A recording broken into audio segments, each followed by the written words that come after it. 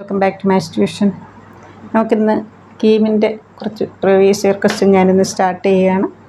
ചില ദിവസം 2, ചില ദിവസം 3 ക്വസ്റ്റ്യൻ, അതിനപ്പുറം ഇല്ല. കാരണം നിങ്ങൾക്ക് റെഗുലർ സ്റ്റഡീസിനോടൊപ്പം നിങ്ങളൊരു നോട്ട്ബുക്ക് എടുത്ത് വെച്ച് നമുക്ക് ഇതൊന്ന് എഴുതി വെച്ചാൽ നിങ്ങൾക്ക് പഠിക്കാൻ എളുപ്പമുണ്ട്.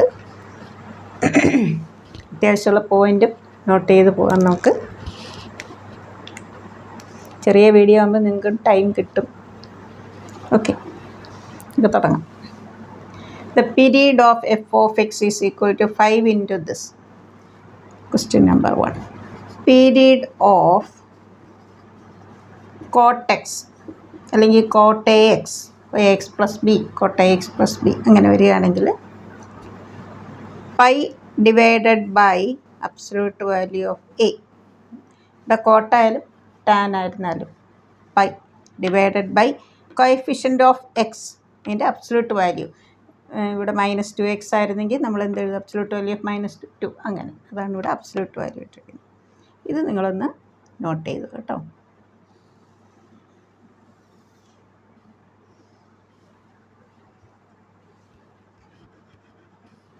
Period of cot x is pi by absolute value of a എന്ന് പറയുന്നത് coefficient of X.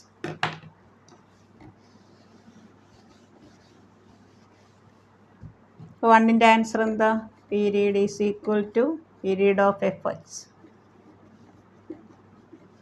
pi divided by absolute value of pi by 3, that is pi into 3 by pi. So answer is 3. Question number 2.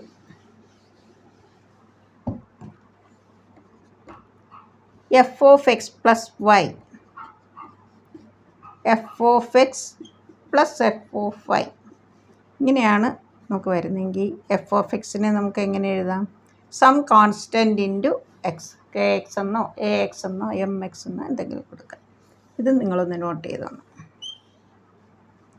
ഇവിടെ F of 1 എത്രയാണ്? 5. M into 1 is equal to 5 implies M is equal to 5. F of എക്സിനെ നമുക്ക് എങ്ങനെ എഴുതാം? 5x.